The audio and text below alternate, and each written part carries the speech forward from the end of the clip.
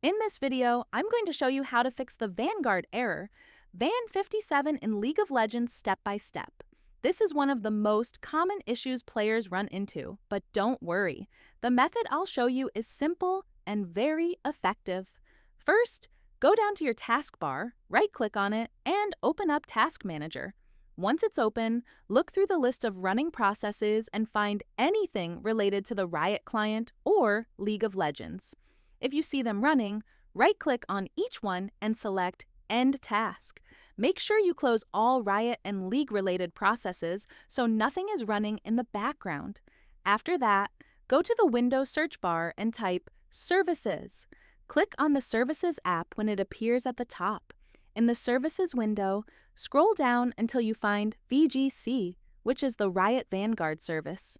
Once you locate it, right-click on it and select Properties.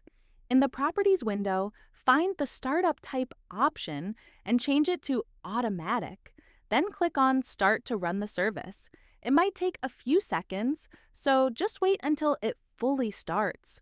Once it's running, click Apply and then OK to save your changes.